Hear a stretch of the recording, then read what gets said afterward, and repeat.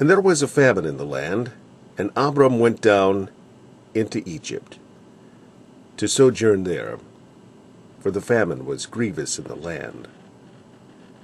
And it came to pass, when he was come near to enter into Egypt, that he said unto Sarai his wife, Behold now, I know that thou art a fair woman to look upon. Therefore it shall come to pass, when the Egyptians shall see thee, that they shall say, This is his wife, and they will kill me. But they will save thee alive. Say, I pray thee, thou art my sister, that it may be well with me for thy sake, and my soul shall live because of thee. And it came to pass that when Abram was come into Egypt, the Egyptians beheld the woman that she was very fair. The princes also of Pharaoh saw her, and commended her before Pharaoh. And the woman was taken into Pharaoh's house. And he entreated Abram well for her sake. And he had sheep and oxen, and he-asses, and men-servants, and maidservants, and she-asses, and camels. And the Lord plagued Pharaoh and his house with great plagues because of Sarai, Abram's wife. And Pharaoh called Abram, and said, What is this that thou hast done unto me? Why didst thou not tell me that she was thy wife? Why saidst thou, She is my sister? So I might have taken her to me to wife. Now therefore, behold thy wife, take her and go thy way. And Pharaoh commanded his men concerning him, and they sent him away, and his wife, and all that he had. And Abram went up out of Egypt, he and his wife, and all that he had, and Lot with him, into the south. And Abram was very rich in cattle, in silver, and in gold.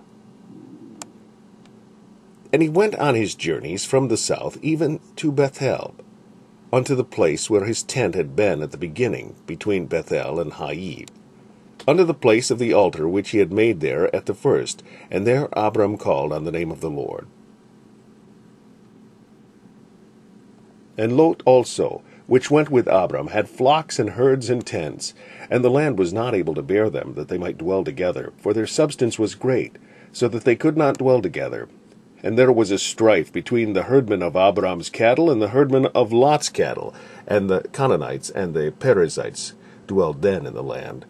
And Abram said unto Lot, Let there be no strife, I pray thee, between me and thee, and between my herdmen and thy herdmen, for we be brethren. Is not the whole land before thee? Separate thyself, I pray thee, from me. If thou wilt take the left hand, then I will go to the right. Or if thou depart to the right hand, then I will go to the left. And Lot lifted up his eyes, and beheld all the plain of Jordan, that it was well watered everywhere before the Lord destroyed Sodom and Gomorrah, even as the garden of the Lord, like the land of Egypt, as thou comest in unto Zoar. Then Lot chose him all the plain of Jordan. And Lot journeyed east, and they separated themselves the one from the other. And Abram dwelt in the land of Canaan, and Lot dwelled in the cities of the plain, and pitched his tent toward Sodom. But the men of Sodom were wicked and sinners before the Lord exceedingly. And the Lord said unto Abram, after that Lot was separated from him, Lift up now thine eyes, and look from the place where thou art northward, and southward, and eastward, and westward. For all the land which thou seest, to thee will I give it, and to thy seed forever. And I will make thy seed as the dust of the earth, so that if a man can number the dust of the earth, then shall thy seed also be numbered. Arise, walk through the land, in the length of it, and in the breadth of it, for I will give it unto thee. Then Abram removed his tent, and came and dwelt in the plain of Mamre, which is in Hebron, and built there an altar unto the Lord.